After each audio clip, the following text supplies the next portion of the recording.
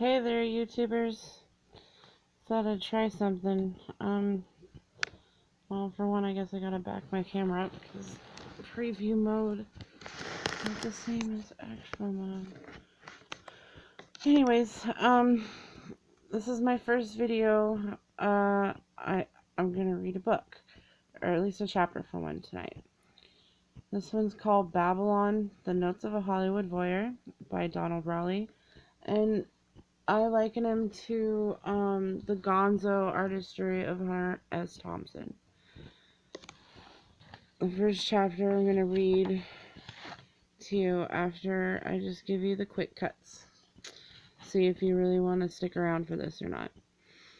Among the elite in Los Angeles, you can never be too clean, smart, together, or rich. You must be all of the above and more to survive. You make certain choices. You know how to play the game, and you are always covered.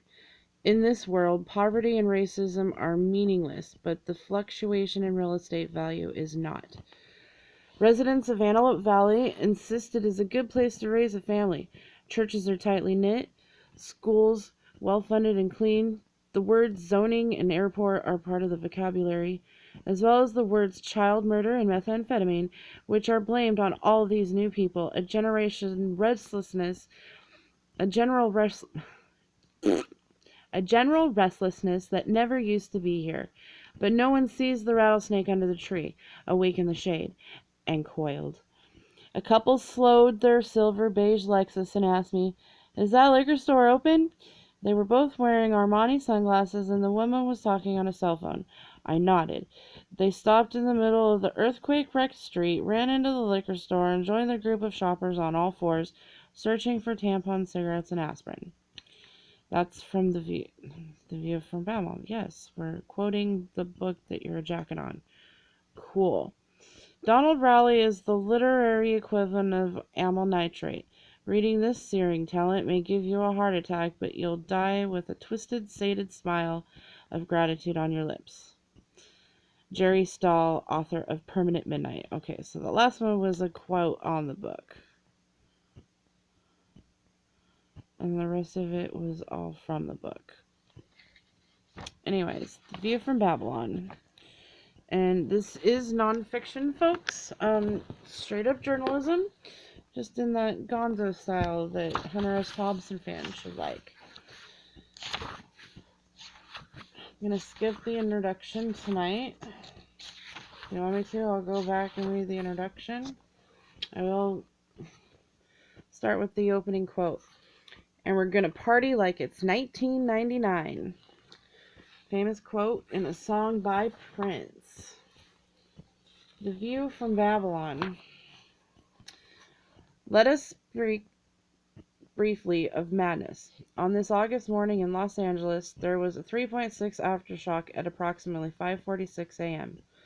Enough to jolt me from sleep. It knocked over a small vase of flowers taken from the hospital in Sherman Oaks, where my friend recuperates from a viral pneumonia.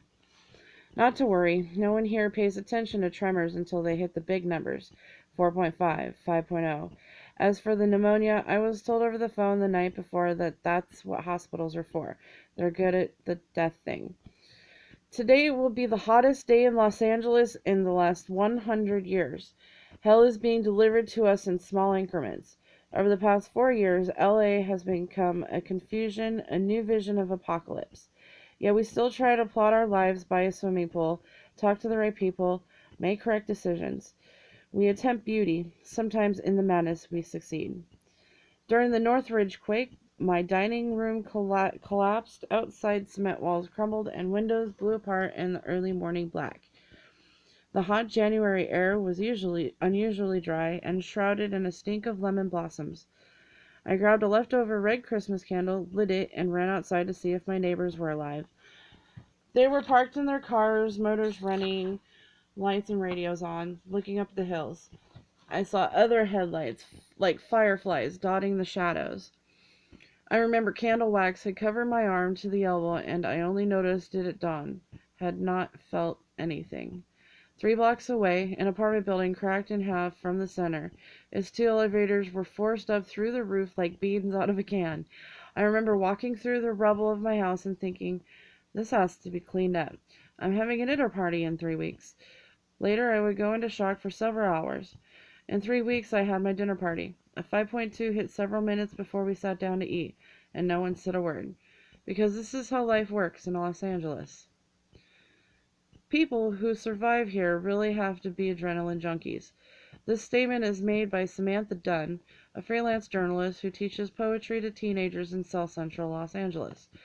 We are driving in her new Nissan Sentra on the Ventura Freeway toward Malibu. We both know in her car we have the air conditioning on, speak privately, and just disappear for an hour. Samantha is a beautiful, pale-skinned young woman with thick red hair. Her eyes are straight ahead into the freeway grit, as she explains why her Nissan is new. During the quake, her neighbor's chimney fell on her car, flattening it to the ground. When I saw it hit, my husband and I started laughing.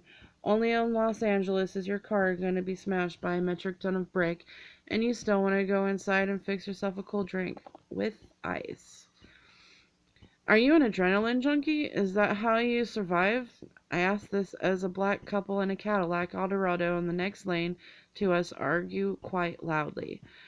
They see I am looking at them and they speed up, rolling up their windows as they pass. They continue arguing. The tension here is like a low-grade hum all the time, like static on a radio, Samantha remembers. When I go back to New Mexico for family visits, I feel as though I'm on another planet. It takes me days just to calm down from LA. The traffic begins to slow due to an accident ahead. It is nearing sunset. Soon the freeway will assume a new canvas, glittering and soulless. I switched the radio on. Hypnotized by Fleetwood Mac is playing. Hypnotized by Fleetwood Mac is playing. I don't just survive here, I thrive, Samantha remarks quietly.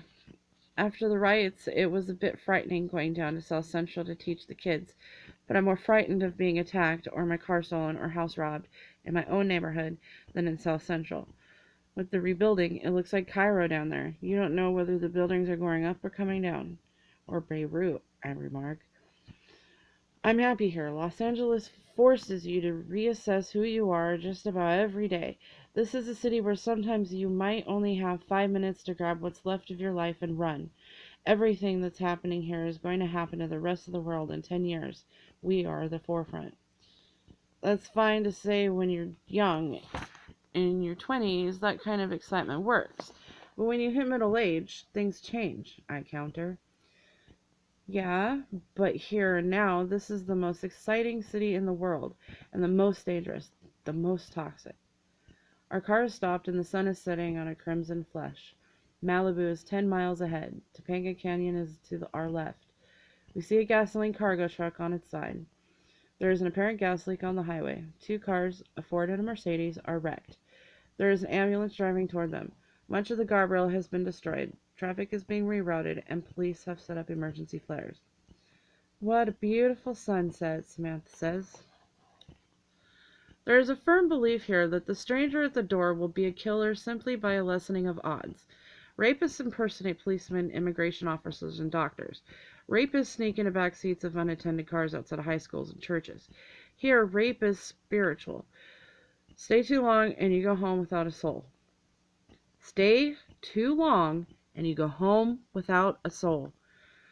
On Wednesday, August 10th, 1994, 1994, I was in 6th grade.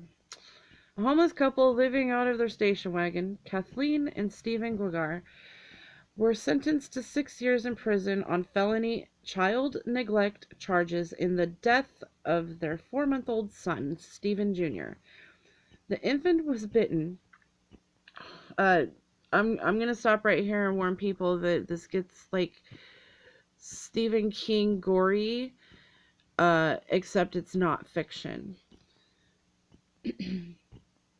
This one's really tough. Actually, I forgot about that. On Wednesday, August 10th, 1994, a homeless couple living out of their station wagon, Kathleen and Stephen Guigar, were sentenced to 6 years in prison. Six years. That's how many years they got in prison. On felony child neglect charges in the death of their 4-month-old son, Stephen Jr. The infant was bitten over 110 times by a rat. Actual death occurred when the rodent's teeth stuck an artery in Stephen's wrist.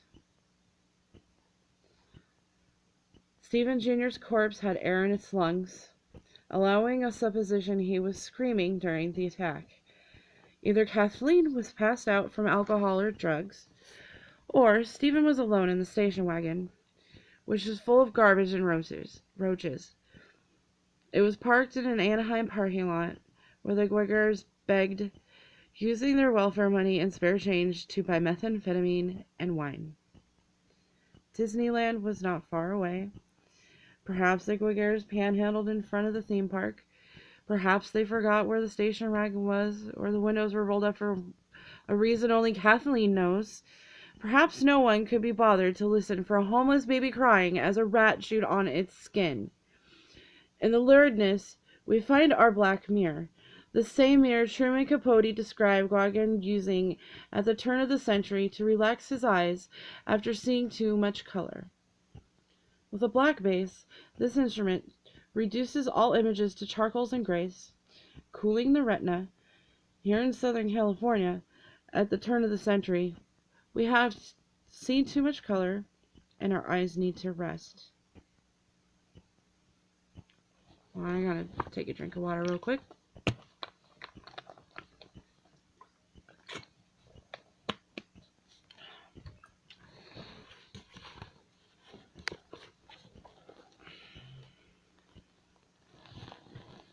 The studio of artist John Rose is located on Santa Fe Street in downtown Los Angeles.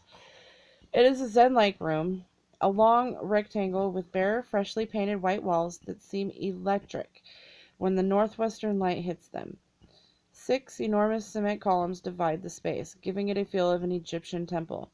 Art is stacked in the corners. From his window, John Rose can see 2 parking lots